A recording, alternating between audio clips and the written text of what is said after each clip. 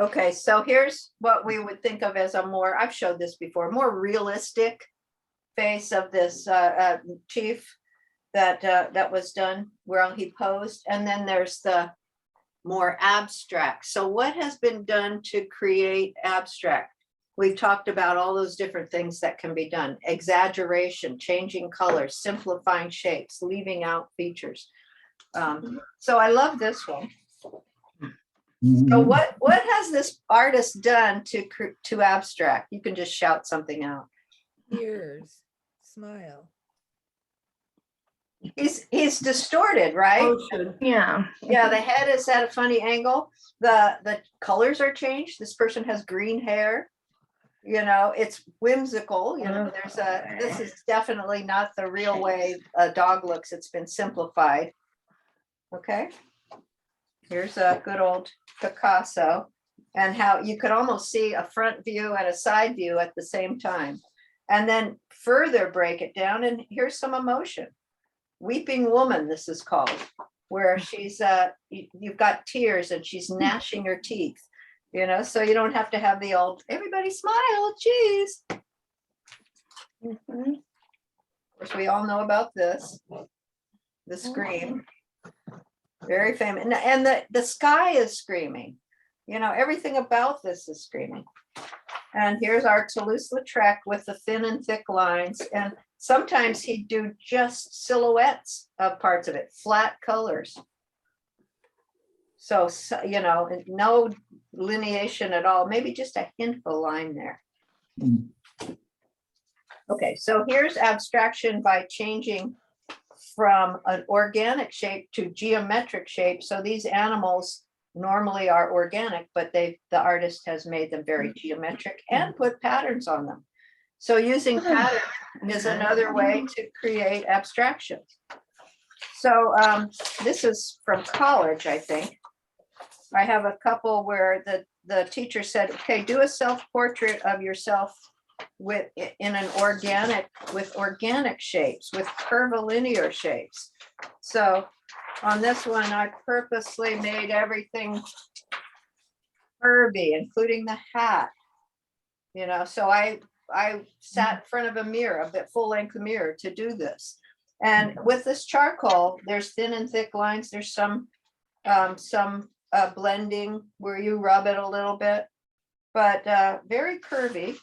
And then the opposite is very geometric. So everything has become angular. And again, I did this in front of a mirror and had my palette, you know, and my easel and everything. So I'm standing on this, looking in the full-length mirror, doing this, and everything is very angular. So that's another way to abstract. And that's all done with charcoal or concrete print. Here's one of the kids where they did portraits of each other. And then they went in with a Sharpie pen and outlined it. But then this person did all kinds of wild colors with his, so this is a portrait of his friend. Blue lips and purple hair.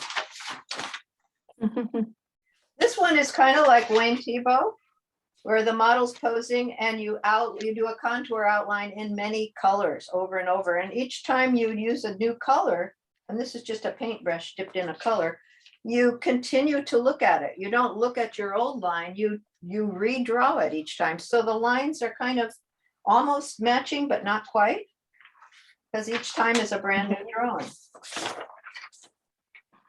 This was a contour I did of a student years ago in class, and she posed and then went over it with Sharpie and then did the watercolor. If you want a good skin tone, think about using a red mixed with a little bit of yellow, tiny bit of yellow, with lots of water if you're doing watercolor. So yellow and a little bit of red, but be careful not to get too yellow unless you want it to be an abstract with yellow.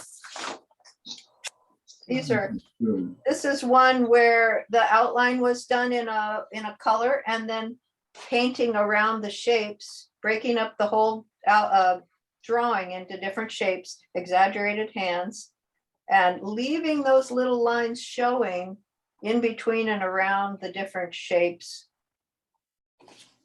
Here's a self-portrait done with multiple colors.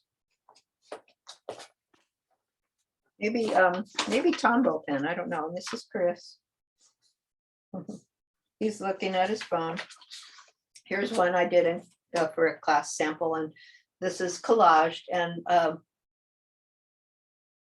this says something about the grandmother, and I left that visible, that little part of it.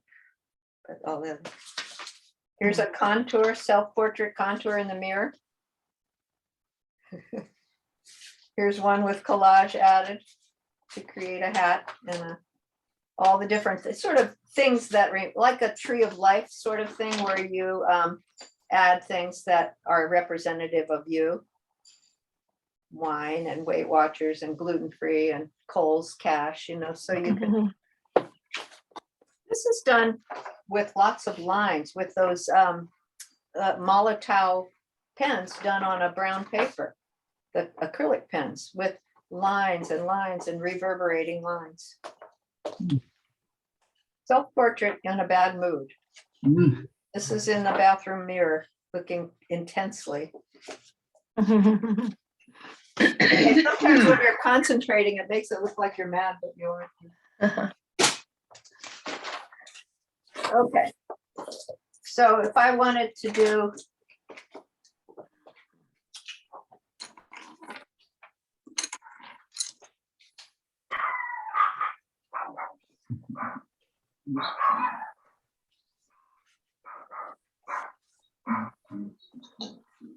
No barking. somebody's coming to the door. So I could take a brush and water, and I could, as long as I wash the brush out afterwards really good, I could dip it in India ink. Or you could use a bamboo brush, a Japanese brush. They come to a nice point. They're kind of made for painting, and they should come to a really sharp point. But another fun thing is, if you guys are familiar with these, this is an ink stick and a grinding thing. So it's kind of fun. So you put the water in here, and then you take this is India ink. It's a sumi set, and you kind of grind the ink. So if you ever see one of these and you feel like you want to try it, it's a fun way to get the India ink. Notice I'm wearing a black shirt today, just in case. But you don't want to drip it on anything, because it is water. It won't wash out. So I've got some ink on here. I don't know how dark it is because I wasn't paying attention to how much I had ground it, but I think I will wear a apron. And I'm going to do a contour drawing just with the ink. You can do a preliminary drawing first with your pencil and then go over it with ink, but let's just see what happens if I get a nice thin, thick line.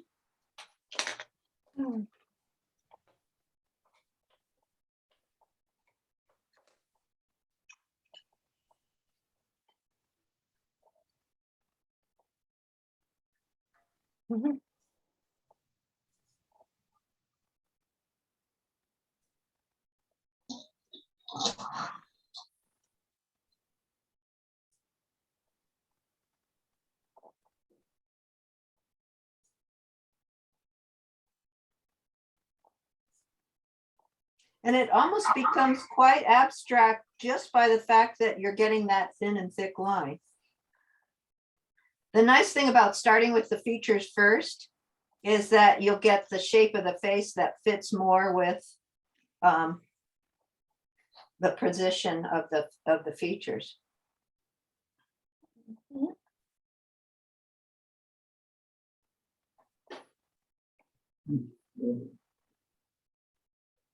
Chunks.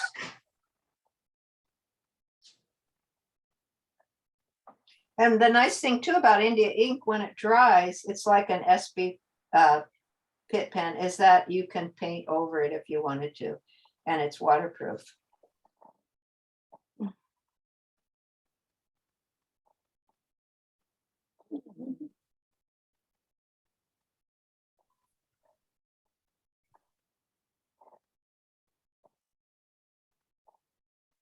Gosh, I look like my grandmother.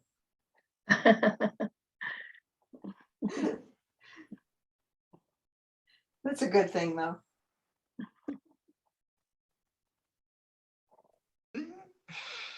The one that chopped off the chickens' heads. Yeah.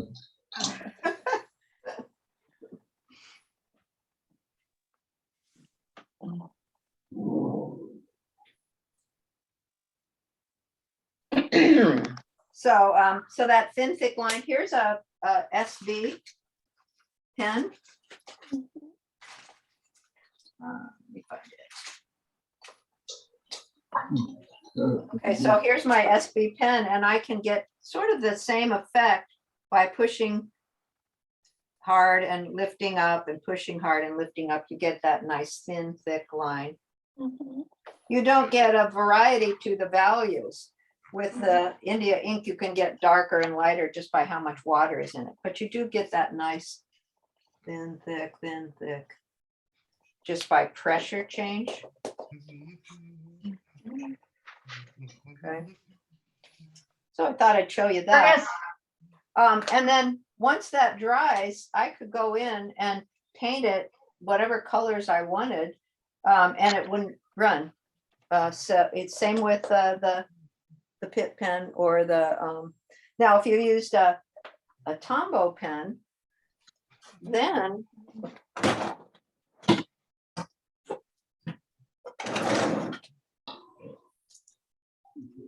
you could get that thin, thick line in either, or you could do multiple colors.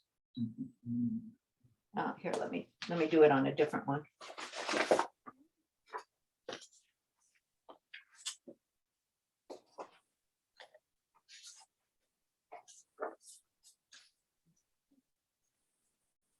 So here's Chris, and you see the angle?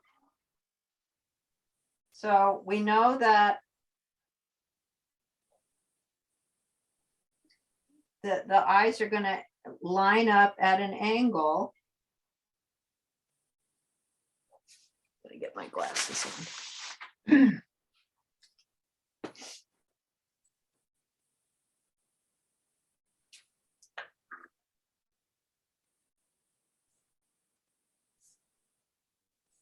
And the nose is going to have that same angle.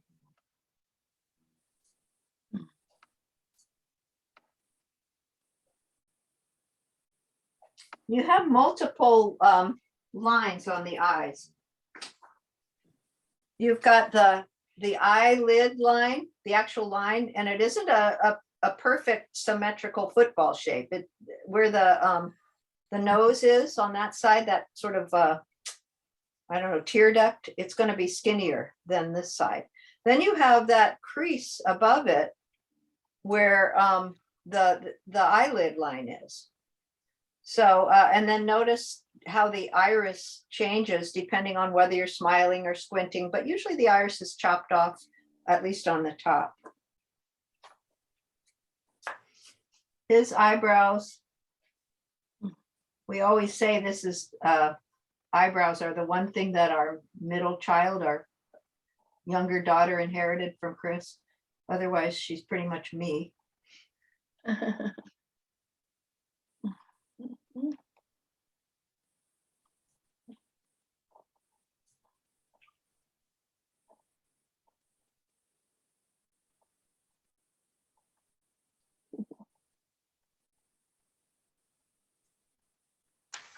So I could do multiple color contour here.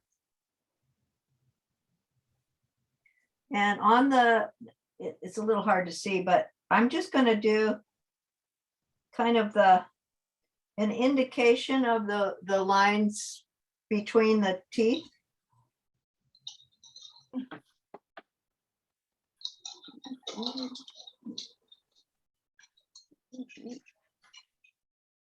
And not really draw those lines. got it. And then draw in the corners darker. If you notice that the teeth angle around, so as you go back, you're going to have these little caves in the corners of the mouth, little darker edges on the corners of the mouth. So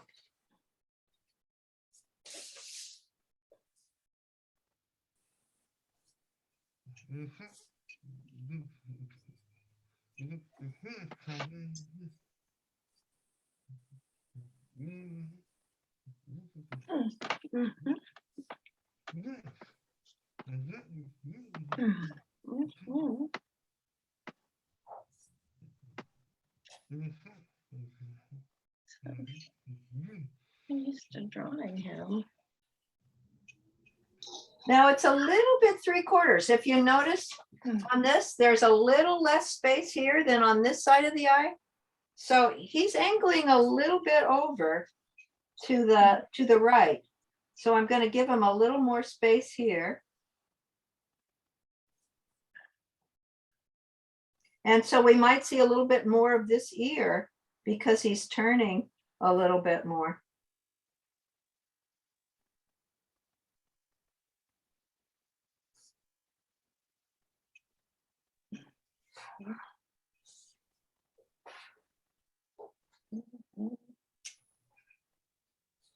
The hat just on the neck there.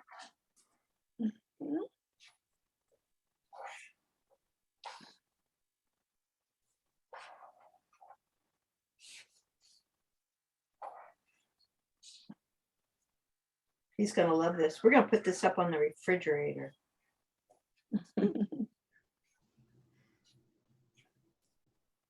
These are the selfies we did after we did parts of our Coast to Crest trail hike last year. We'd have to take a selfie at a certain point on each part of the trail. Okay, so now I've got that all in purple Tombow.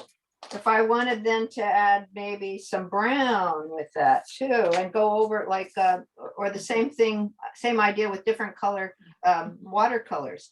So you can go over multiple lines, multiple contours, and you know, you can actually correct some of the places that you did wrong and make it look a little more accurate with each drawing, or maybe not, you know, and so on. But what's fun is to go in then with we'll see if this works on, not all paper works the same on this, but if this works the way I'm hoping it will, you just take a paintbrush and it will, and your colors then will mix together from the Tombow pen. Let me get a blue one in here too.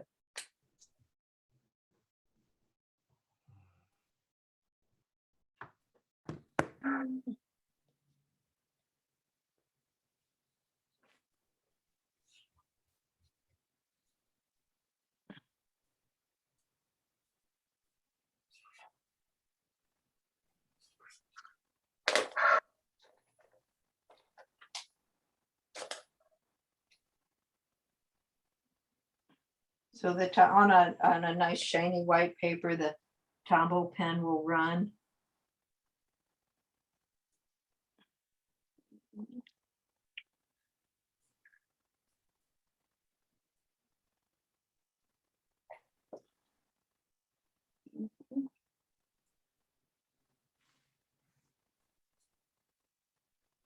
Or the same thing with watercolor, that multicolor outline.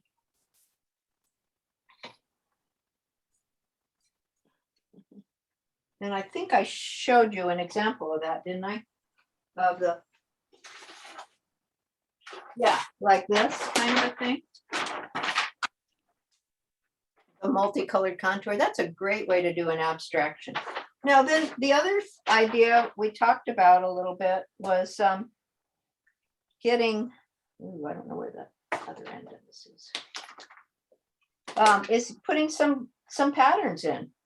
So you could go in and start to create designs or patterns or shapes in the background that you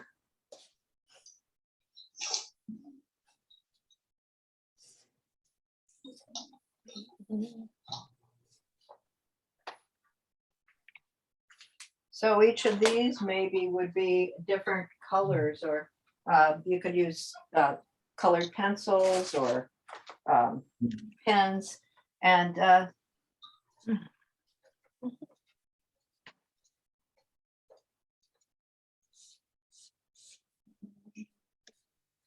you know, and have different color, different, almost like a quilt of patterns in the background. Hmm.